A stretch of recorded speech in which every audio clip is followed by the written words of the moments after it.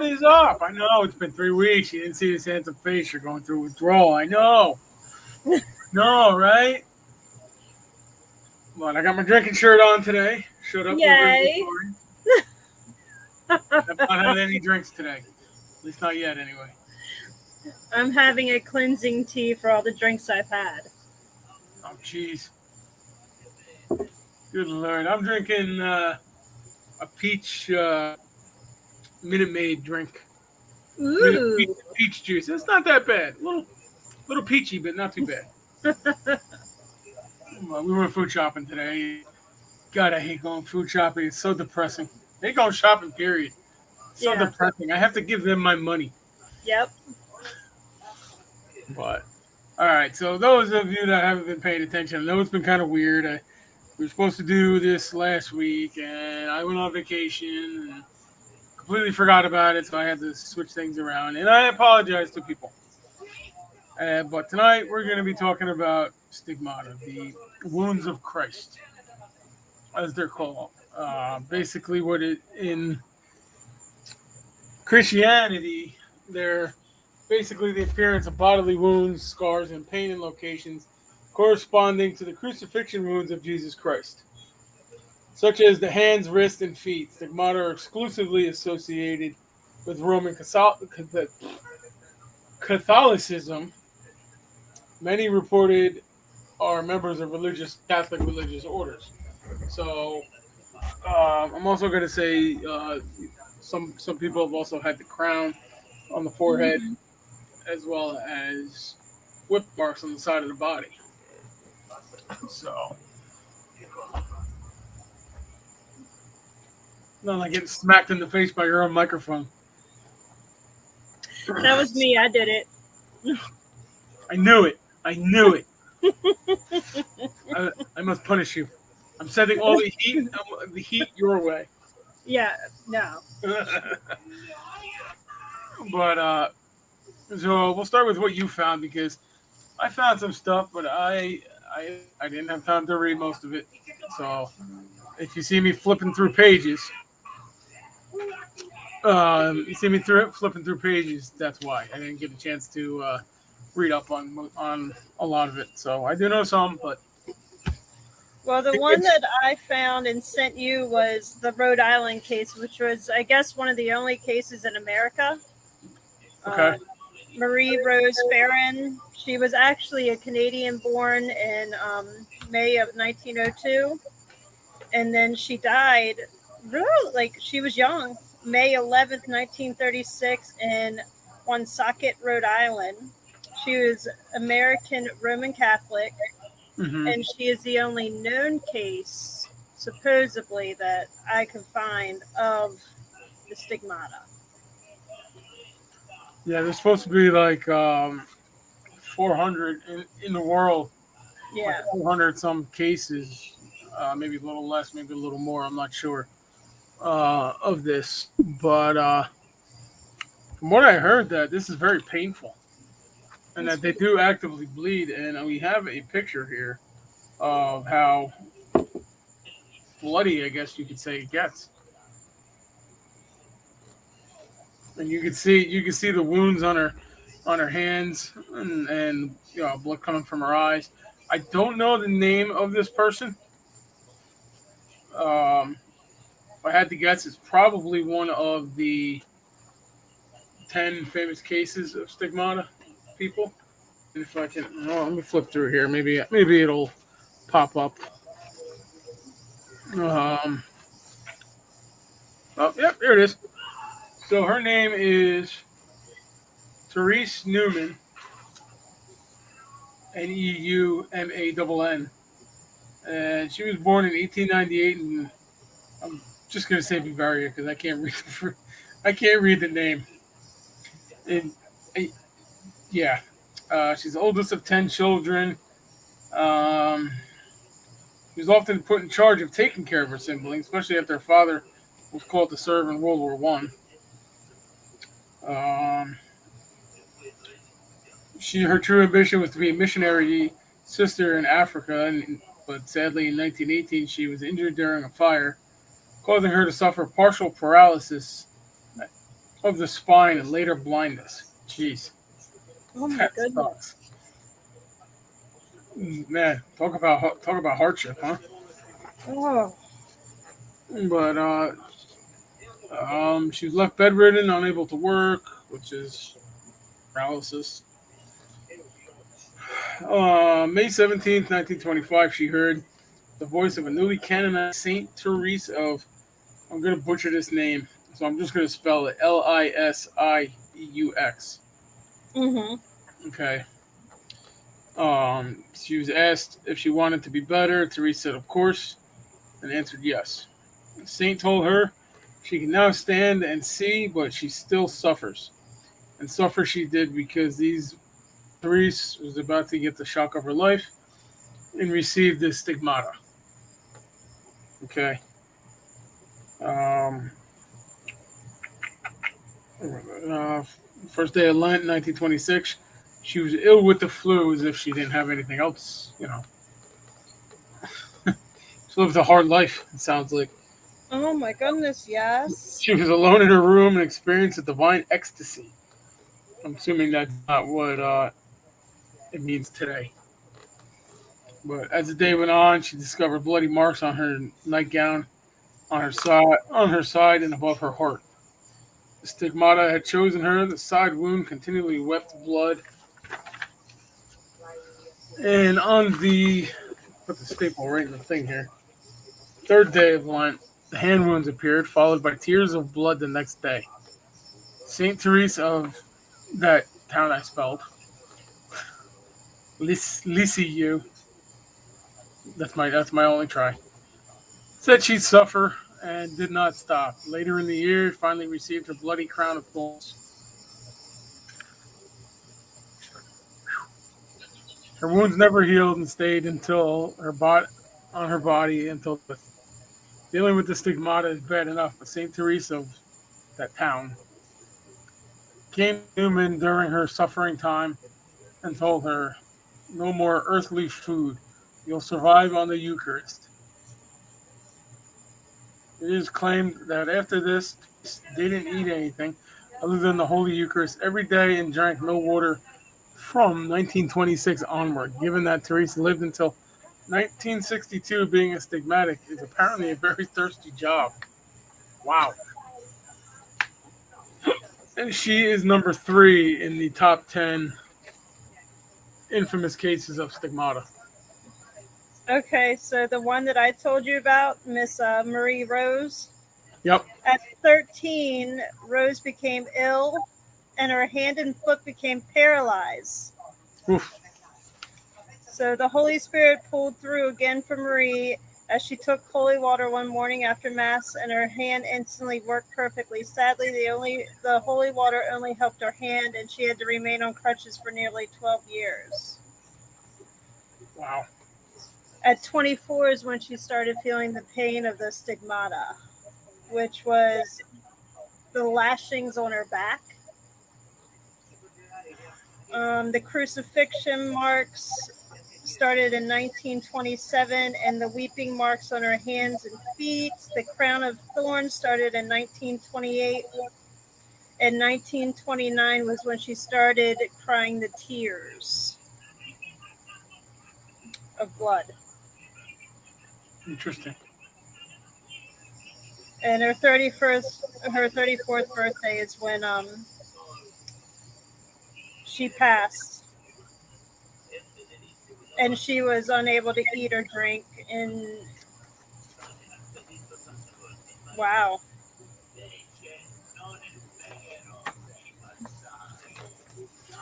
Yeah, it's rough. I mean, I've heard doing reading through some of this stuff. I found somebody that says basically if the marks are on your hands, Mm-hmm. okay, and your feet, they claim you're faking it because Yeah. Jesus was nailed up to the cross through the wrists and the ankles. Whether that's true or not, I don't know. I can't say yes or no because I don't know. I wasn't there. I'm not that old. Although Probably a lot better time than we're living in today. I can tell you that. But the first the first real case of it was Saint Francis of Assisi. If I said that right, but if I didn't, I apologize. He was born in 1181, Mm-hmm. and he is the poster child for the stigmata. He was the first ever to receive this blessing, and people have been fouled in his bloody footsteps for eons. Though a saint now, Francis was a wild sinner in his early life. Aren't we all? Yep. Well known for his extreme drinking and his partying. Go St. Francis. Uh, he was imprisoned after a battle between Assisi and Perugia, I guess you would say it. Why can't they have regular names? Seriously. No. They really make you work for it. But he was in prison for ransom for a year. During that time, you guessed it, he started receiving visions from God. According to the legend, after he was released, Christ told Saint Francis to devote himself to him, repair the Christian church, and live a life of poverty. Saint Francis then abandoned his frivolous life and became a devotee of the faith, preaching and teaching all over the Christian world. He remained a pious devotee for as long as he lived, maintaining his poverty and living the life of an ultra Christian. I don't know what that means. I've never heard ultra Christian. Huh. I'm guessing that's uh, card carrying Christian type thing. Yeah. You know, that would be my guess. But in 1224, he made the ultimate sacrifice to devotion by undertaking a journey and fasting. Maybe I should start fasting. I could stand to lose a few. He left to climb Mount Laverna for a 40-day fast. One day during his fast, near the feast of the Exaltation of the Cross, a six-winged angel allegedly appeared to St. Francis while he prayed. The angel, as observed by St. Francis, bore the wounds of crucifixion. September 14th, St. Francis received the first marks of stigmata, having the sacred wounds appear on his hands and sides. These wounds stayed on and bled continually for 2 years up until his death. Hmm. Uh, Simple tale. First, he's believed to be the first case of stigmata can actually be traced back to disease. St. Francis suffered from many ailments in his lifetime. Uh, there's a doctor here, historian Dr. Edward Frederick Hartung, Mm-hmm. even diagnosed him with a debilitating eye disease known as trachoma. Okay. It's an eye infection. Basically, it's an eye infection, is what it says here. Um, it was also believed that St. Francis's stigmata was due to a severe case of malignant malaria, which causes hemorrhaging of blood through the skin in a medical condition known as purpura, Purpura. Strangely enough, it's usually distributed symmetrically on the hands and feet. Sounds a lot like stigmata, according according to this.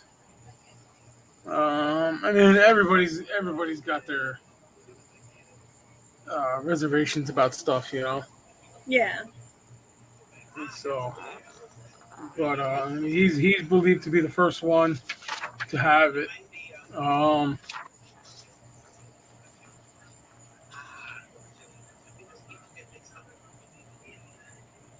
yeah, I don't know.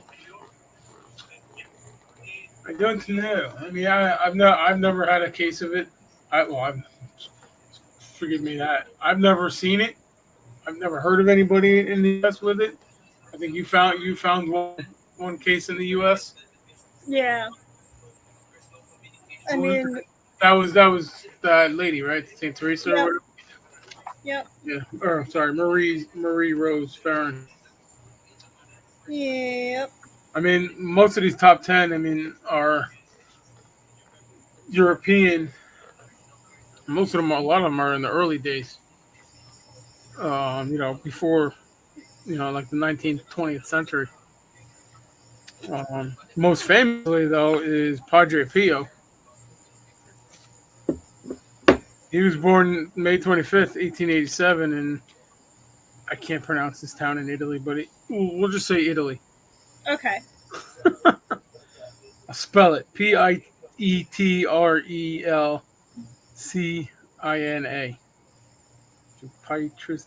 Pietrelcina? I don't know. We're just I, gonna leave it like that. yeah, we're just gonna leave it like that because I apologize if I said it wrong to anybody, but why can't you just make it? Why can't you just make them like normal? Like Woodbridge or Darlington or something like that. Mm-hmm. Anyway, here's a connection. His parents entrusted his life to Saint Francis, which is Oh. why he was baptized as Francis the day after his birth. Apparently, a disruptive baby. You ever notice that the ones the kids who are like the most disruptive either become cops or priests? Yeah.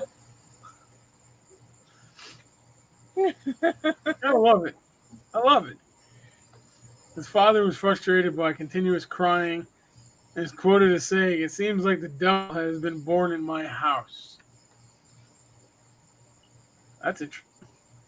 That's crazy. From that point on, Francis never cried like that ever again. Interesting. A member of a deeply religious family, Francis spent much time at the Church of St. Mary of the Angels. He was baptized, received his first communion, and was confirmed there. A young pious child, he saw an apparition of the Sacred Heart of Jesus at a mere 5 years of age. He told Francis then that he would be his follower, dedicating his life at the age marked him forever, and Francis began having visions of the Virgin Mary, which would continue his entire life.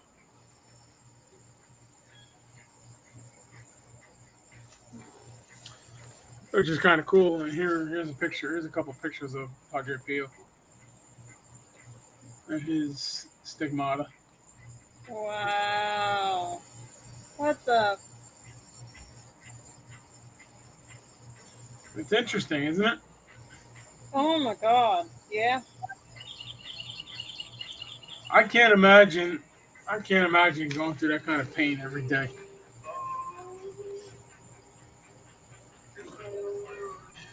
So there's a lot more on him here, but if anybody wants to read this, I found this religion: 10 infamous cases of stigmata.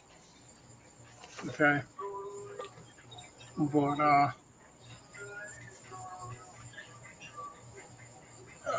he was 16. He entered the no, I don't know, the capuchin of the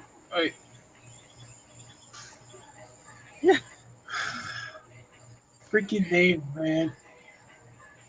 Novitiate, I guess. I don't know how you spell it. Novitiate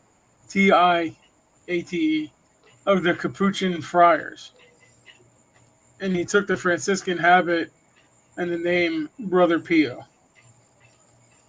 He took his vows January 27th, 1907, and became an ordained priest August 10th, 1910. September of the same year, he was sent to the friary of San Giovanni Pondo, where he remained until his death in 1968. Oh, he lived a pretty long life, pretty good life. That's awesome. 1887 to 1968. It's amazing back then they could live so long without half the crap that we got today. Yep. Makes you wonder. Oh, oh, So I know. I was actually told that if you have the stigmata, that Christ is calling you to service. Um, I'm not sure if that's completely right or totally wrong, but I've heard that's what I've heard. Well, like I said, there's only like 400 cases of it in the world, so I guess it's very rare. Hmm. But if anybody has any questions, feel free to ask them. See if there's any no, nobody in there. Feel free to ask them because I mean, or if anybody has any input, feel free. Feel free to input it. Input your input. Now, I would the stigmata have anything to do with, the saints that don't decompose? Like the ones that have been entombed and stuff like that for hundreds and hundreds of years? Like, do you think that has any, even though it might have not, they might have not have had that it has something to do with the powers of what was given? Like, I'm not I mean, actually is it sure. a power? I have no clue. I'm not actually sure. I mean,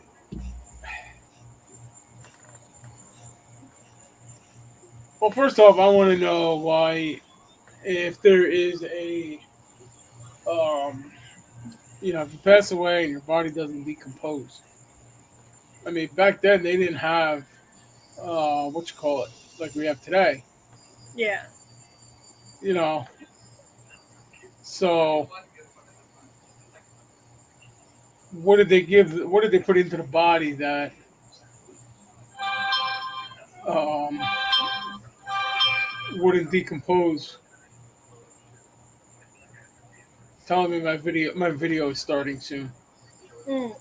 Only 20 minutes late.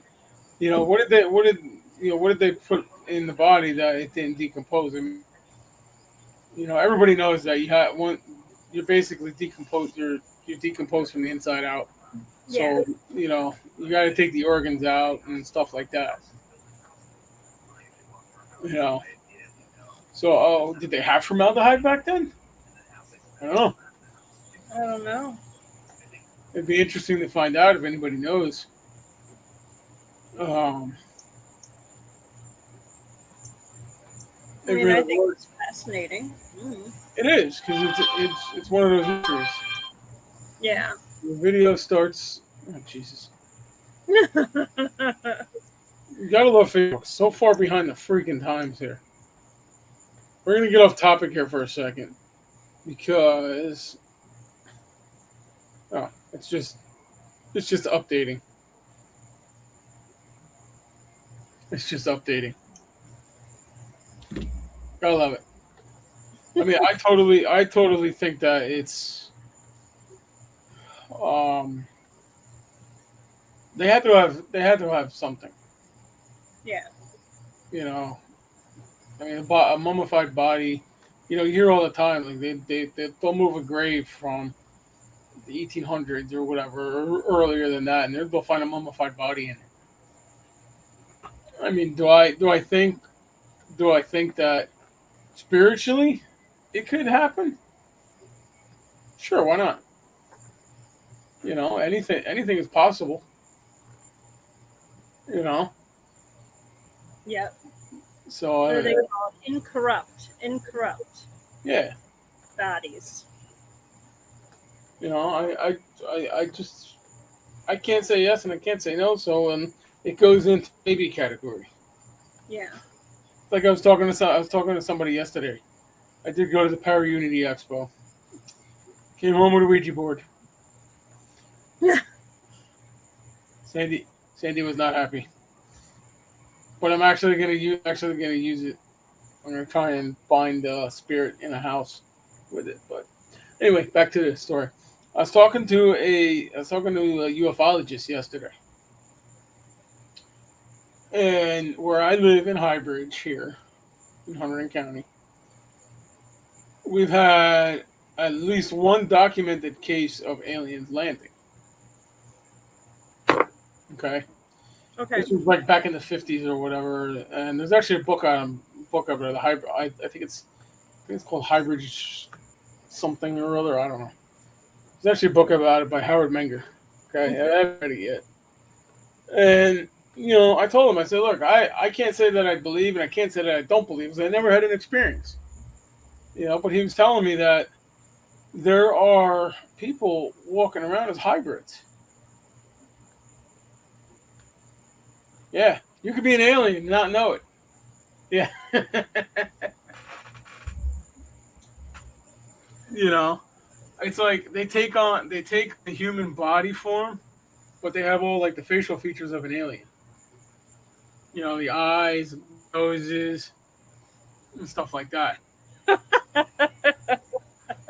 You know, and the whole time I was trying not to make a joke when he said that, but I mean anything is possible these days. You know. Uh-huh. No, seriously, yeah. No. I mean, we've talked about that before. hmm I mean, I don't know, like a year or two ago, supposedly there was another sighting of an alien spaceship in Highbridge. Nobody ever documented it though. That's crazy. Come on, people. Stuff like that you don't see every day. You gotta document it. Pictures, video, something. It's like Bigfoot. I'm just kidding. Poor Bigfoot. I found out today that the first Bigfoot picture that, the one that they always show, Mm-hmm. it is actually a female because of the breast. And Okay. her name is Patty. So she is Miss Patty Bigfoot.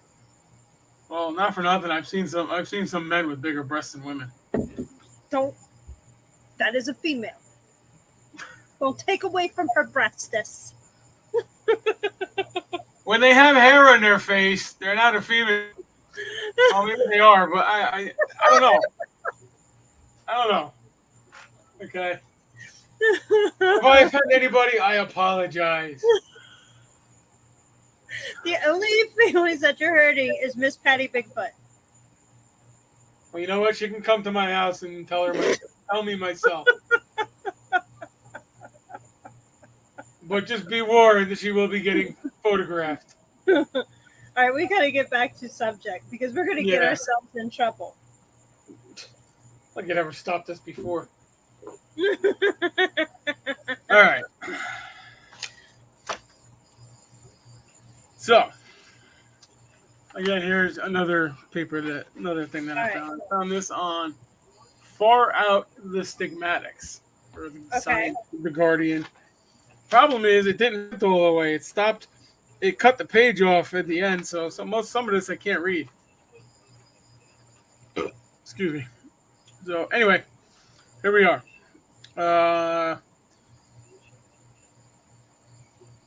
Again, St. Francis of Assisi, whose wounds appeared during an angelic vision in 1224, was the first recorded stigmatic. However you say it. Okay, his unusual markings incorporated both Christ's wounds and the nails that inflicted them. Less pious observers today might describe these as large scabs. There's only about 400 stigmatics since then, and about 25 remain bleeding today. Most are women, and virtually all Catholic. Yeah. I don't know why they're women, so nobody get obsessed over it. I don't know. Okay, that's just what happens. I don't know. Maybe God likes coming to women better than he does men. Who knows? Maybe. You know. We were stuck with our periods. You calling that stigmata? I call it. I apologize for that. It's the magic. I couldn't help myself. No, I think it's fucking hilarious. It's hilarious. It's freaking hilarious. I just couldn't help myself. Anyway, wounds most commonly appear on the hands and the feet, but also the sides of the body, where Jesus was speared while on the cross, and on the forehead representing the crown of thorns. Most bleed a little, though some squeeze out up to a pint at a time. That is a lot. Oh, ladies, I feel so sorry for y'all. They're bleeding out of all these holes.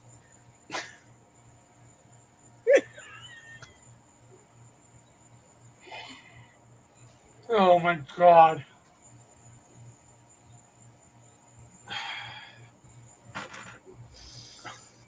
I'm about to cry.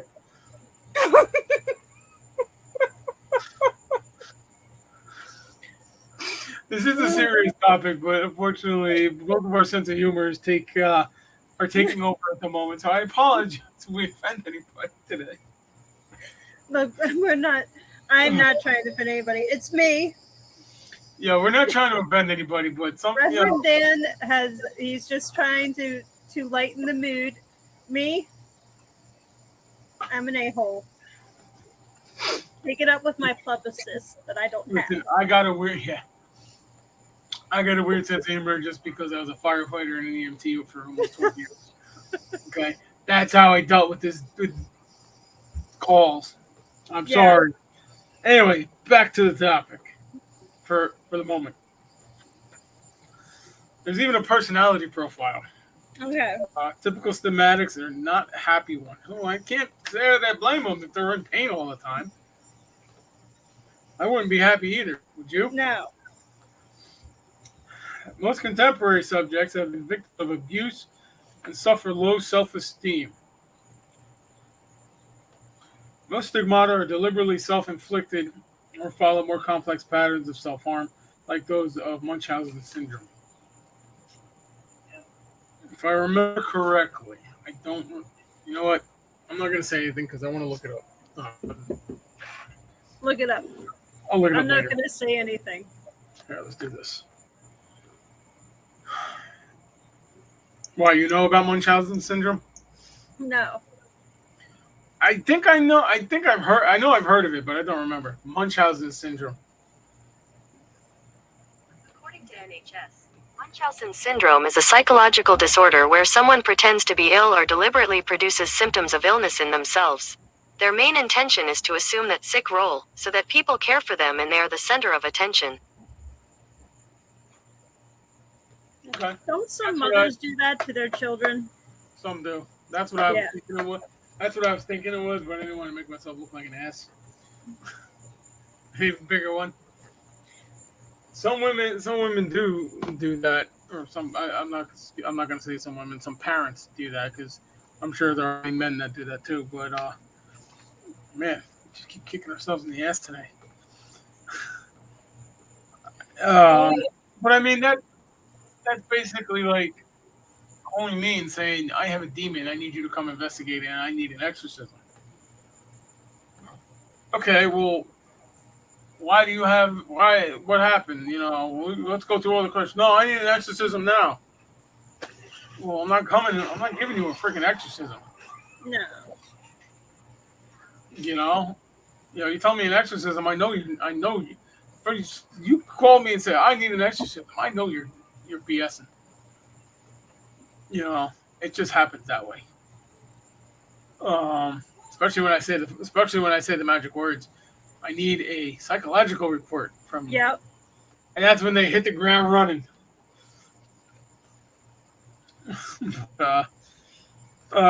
Common criticism of stigmata sufferers is their wounds correspond more closely to religious art than they do genuine Roman crucifixion techniques. Christ would have been pierced through the wrists and the ankles, like I said before, rather than his hands and feet. Some new wave stigmatics like Emiliano Aiden, a 29-year-old from Argentina, countered this by displaying more accurately placed wounds. Huh. Okay, so I don't have my knife here, but we'll use a fork. It doesn't take much if you know what you're doing to stab yourself in the wrist.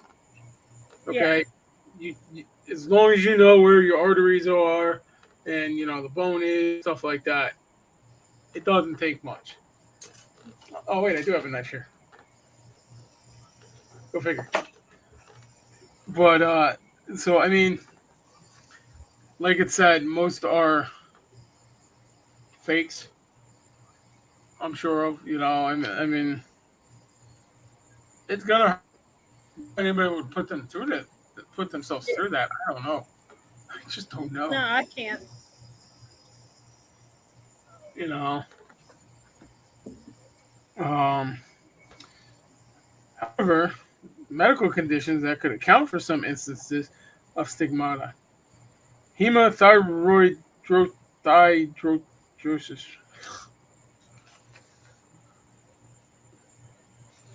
You get the picture. Yeah. Whereby a person appears to sweat blood can occur at times of extreme stress while spontaneous hemorrhages called sogenic purpura. There's that word again. Physical wounds also been manifested under hypnosis. So, That's cool. 1933. Yeah, Dr. Alfred Leckler. My God, I can't speak tonight. Hey, hey, hey. Where's the booze? You're tired, I can tell. Oh, the heat up here is ridiculous. You can't even go outside without getting tired. I hope it cools off tomorrow. You got to work Uh, tomorrow? Unfortunately, Ugh, no vacation, no more vacation. First full week back. that's ridiculous. Yep. But Dr. Leckler here, recreated the full range of stigmatic markings on a 29-year-old German peasant after she had seen a film of Christ's crucifixion. Like I said before, anything is possible. You know, I can't say that I believe, I can't say that I don't. I'm 50-50 because I've never had a case like that. If somebody calls me and I show up and they have wounds on their wrists and ankles, first thing I'm doing is calling the church. Yeah. Yep. Taking pictures of it, and I'm calling the church. You need to send an investigator out here to investigate with me. Or I'm calling Bishop Ron and let him take it up the ladder. There you go. Oh, that's I mean, it's interesting to read about. It was interesting to It is. It is. I mean, to bleed a pint a day, like, holy hell. That's a I lot. mean, I think it's insane that the people that have this, I mean, and I am not saying anything about people with like low self-esteem and stuff like that you can't bear the burden of things like that, but I would have thought, you know, Mm-hmm.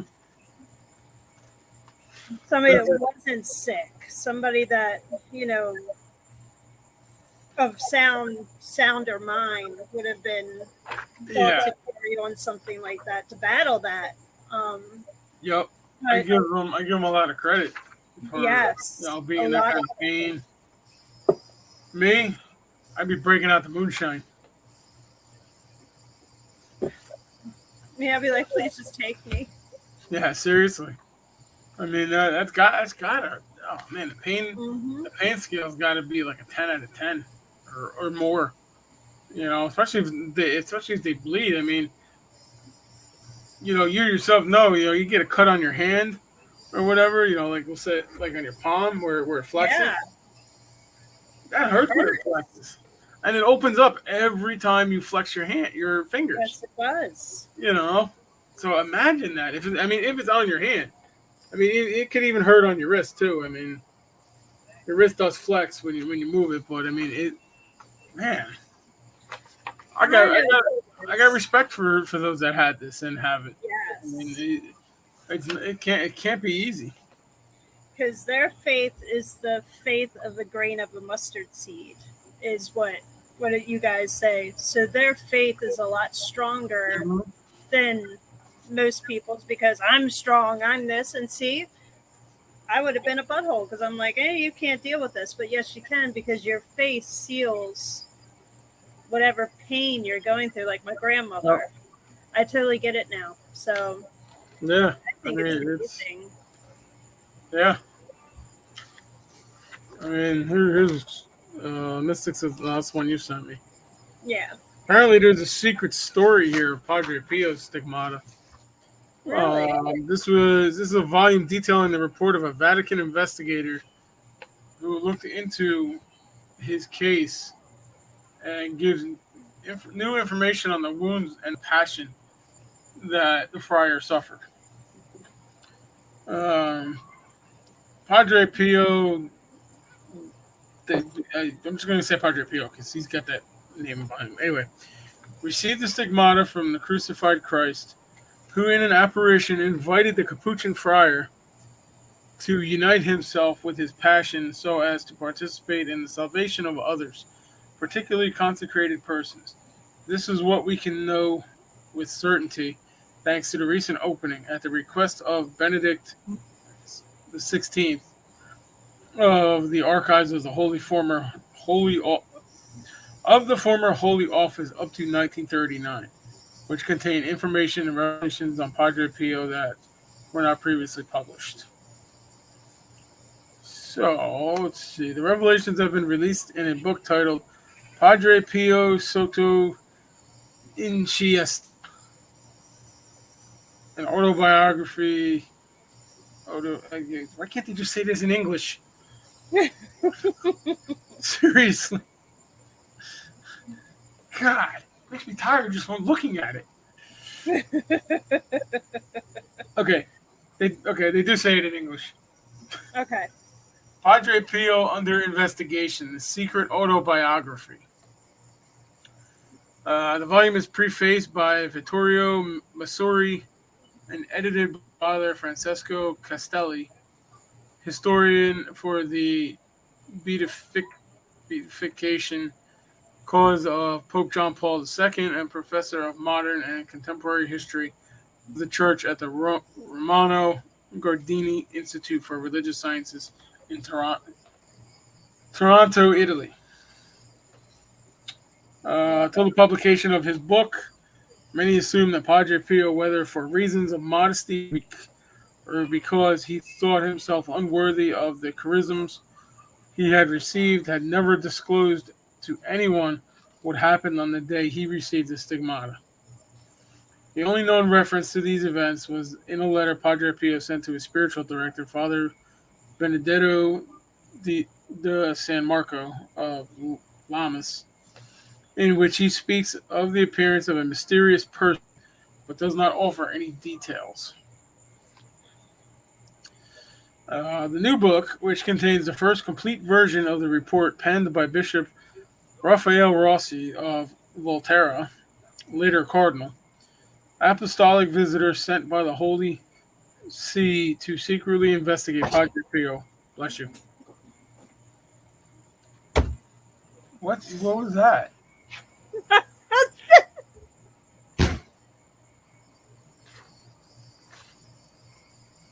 What did he do? He slammed the door open to scare me because I was watching you so intently. What a jerk. My husband is a meanie. A meanie weenie. Keep going. I'm gonna have to watch that now because all I heard was you spit the water out.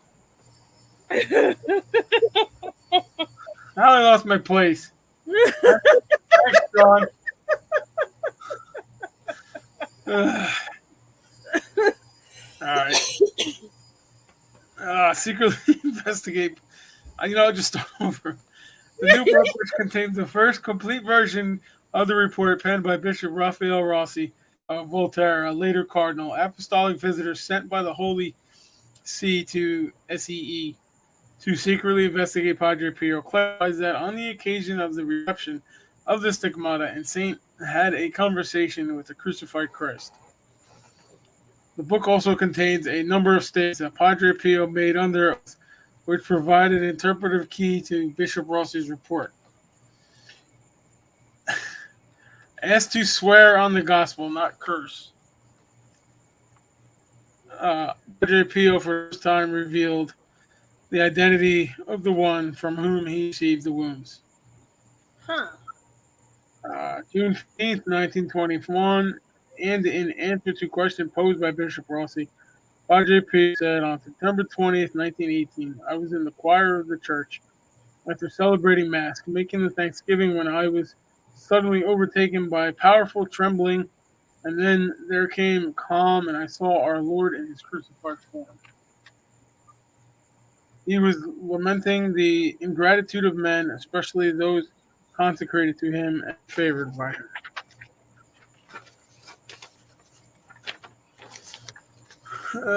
Then Padre Pio continued.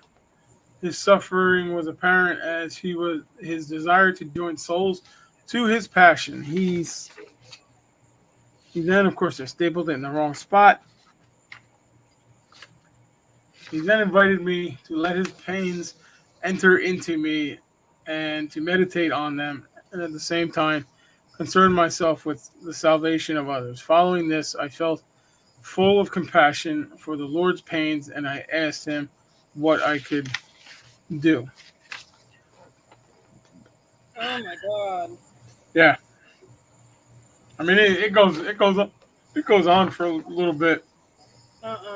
I feel like I got a nose, like a bug in my nose, so. That's okay. Just stick your finger out there and go to town.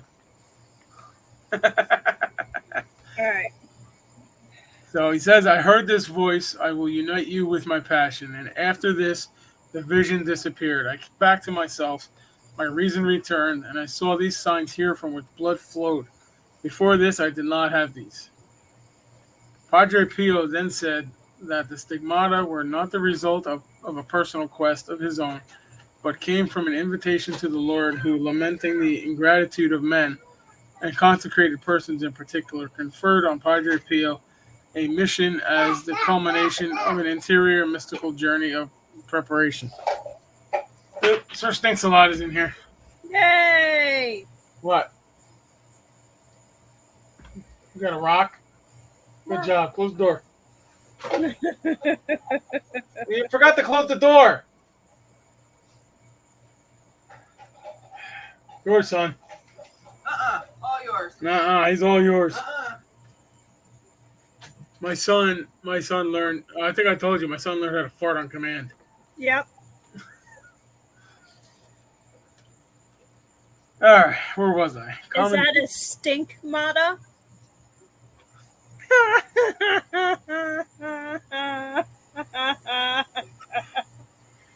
It was so corny, it's funny. That was so corny, it's funny. Yep. Anyway, back to the topic.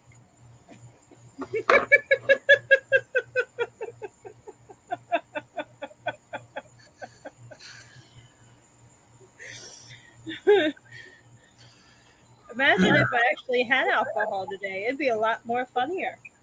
We should do a show drunk and see what happens. We really oh no. Oh man, I'm out of juice. We would probably be banned. Yeah, probably. No more. Probably.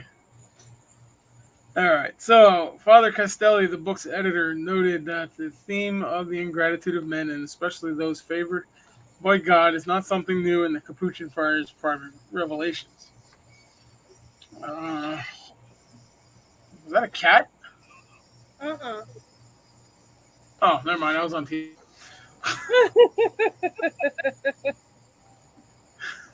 He told Zenit, what is decisive is that Padre Pio made no request for the stigmata. This helps us to understand the freedom and the humility of the Capuchin, who is clearly completely uninterested in making a show of the wound. Because he actually wore gloves, fingerless gloves. Oh. So most of the time you never really saw it. Padre Pio's humility also manifests itself in his reaction to seeing the signs of the passion traced in his flesh once he had come back to himself. In fact, conversation with the bishop, once the mystical scene has finished, it is not elaborated on further. From the conversation with Padre Pio, from the letters from the witnesses, questioned by Bishop Rossi, and finally from his own report, it is plain that the friar was unhappy about the signs of the passion, that he tried to hide them, and that he was uneasy in showing them at the request of the apostolic visitor. The editor explained. A sixth wound, ? The book conveys Bishop Rossi's conclusions about the stigmata. of which there had only been partial information, and so provides new information, especially about the form of the wound on the side of a rumored sixth wound on the friar's back. In his report, the apostolic visitor says that there was no festering in Padre Pio's wounds. They did not close and did not heal. They remained inexplicably open and bloody, despite the fact that the friar had tried to stop the bleeding by treating them with iodine. Bishop Rossi's description of the wound is in the side. Father Castelli told Zenit is decisively different from those before and after him. He did not see an upside down or slanted cross, but as having a triangular form, and so therefore with definite edges. Huh. Now, this is those tuning in now or later or whatever. I'm reading a report from the Vatican investigator into Padre Pio. Okay. Contrary to what certain doctors have said, Bishop Rossi concluded that the wounds did not appear to be externally inflicted. This speaks in favor of the authenticity of the stigmata, Father Castelli explained, because carbolic acid, which according to some was what Padre Pio might have used to cause the wounds. This is where they say that the wounds are self-inflicted. Yeah. The hell was I? After it has been applied, consumes the tissue and inflames the surrounding area. It is possible to think that for 60 years, Padre Pio could have caused himself these wounds in the same definite shape. I don't think so, because I've had acid on my hands and it burns. Yeah, it does eat the skin away, but it burns. You know, it's not something I would ever do again on purpose. Anyway, No. you know. Further, the wounds emitted the intense odor of violets rather than the the stench that degenerative process. Good Lord, I can't read tonight. You're okay. Keep going. You're doing it. Infections usually cause. I need a beer. According to the report, Padre Pio said, apart from the stigmata in his hands, his feet, and side, there were no other wounds, and therefore a wound on his back, as Jesus might have had from carrying the cross. Some suggested that Padre Pio might have had this wound. Father Castelli maintains that it is not possible to speculate beyond the information gathered in Bishop Rossi's 1921 investigation and attribute to Padre Pio any other sign of the Passion. This article has been selected from the Zenit Daily Dispatch, Zenit International News Agency. I'm not going to say that because I don't understand it. Rome, Italy, and Zenit.org. So you can get that. You can get this report off of Zenit.org. Okay. So, and Secret Story of Padre Pio's Stigmata. Okay, and this came out. I think it was released. Looks like it was released September 22nd, 2008, from Rome by Mirko Testa. So,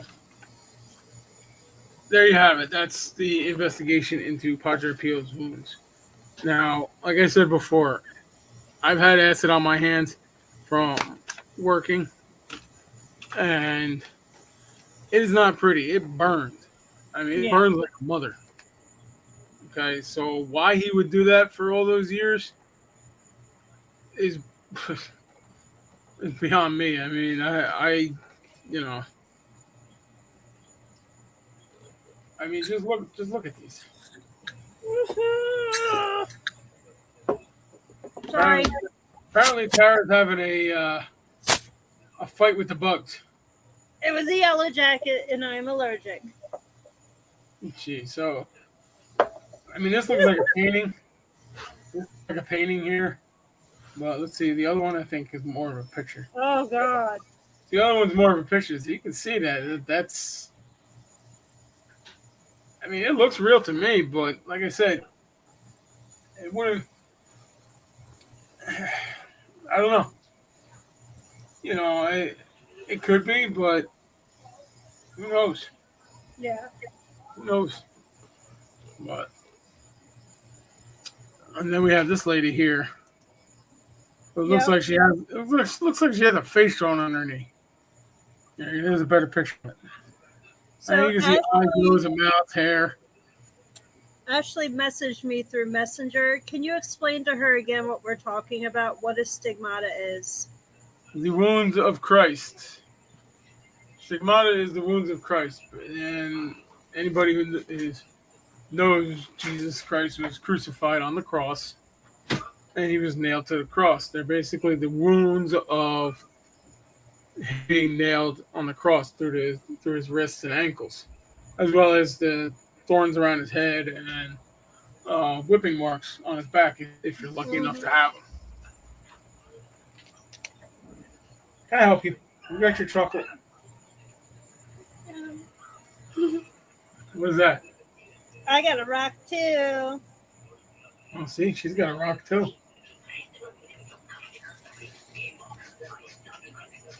You poop.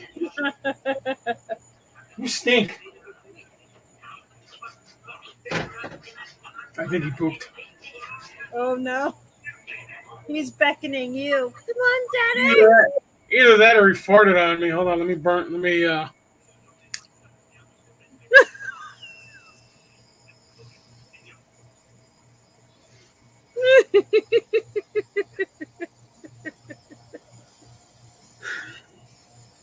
But that's what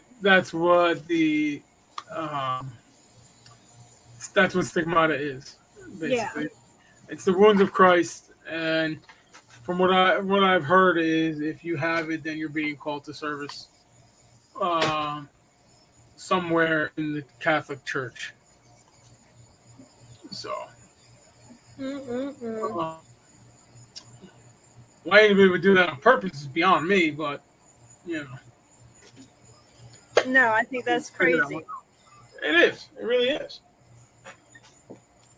So it's actually gonna reset a date for the. Oh. Since she didn't come on this time. I know. I just put her on the spot if she's watching. I know. Yeah, put her on the spot.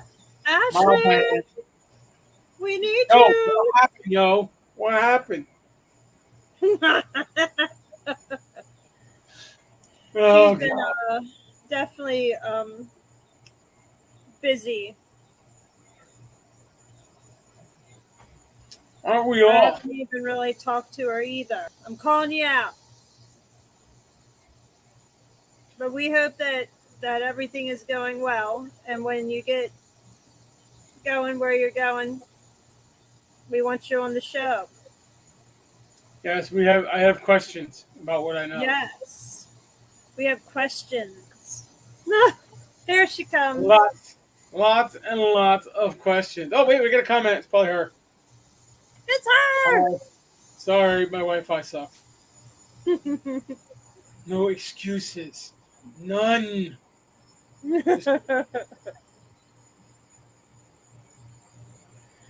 So what are we? Well, let's give it another 30 seconds, and we'll just kind of make stupid faces at everybody. All right.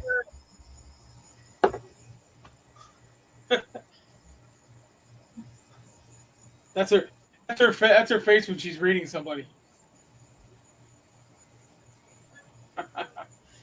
Oh boy. Oh man. Oh, God, the shit we do. I know, right? But anyway, that is our talk tonight on Stigmata. This was requested by somebody a couple weeks ago.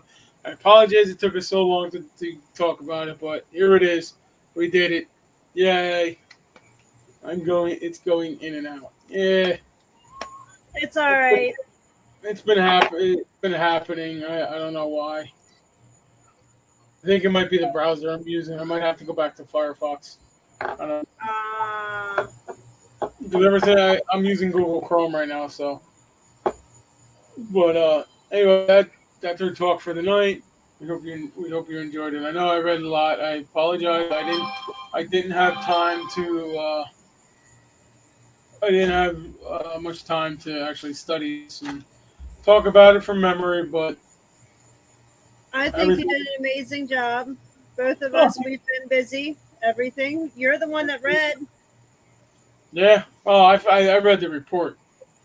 I read that You did report and good. a couple things from the other stuff, but other than that, it was good. So on that note, we're gonna say goodbye to everybody. Bye. Bye. Bye. Bye, guys. See you Bye. next Bye. time. We'll see you next week, and we'll let you know what we're gonna talk about, who we're gonna talk with, and all that. So stay tuned to Facebook, YouTube, and whatever else I have it on. So later, people. Later.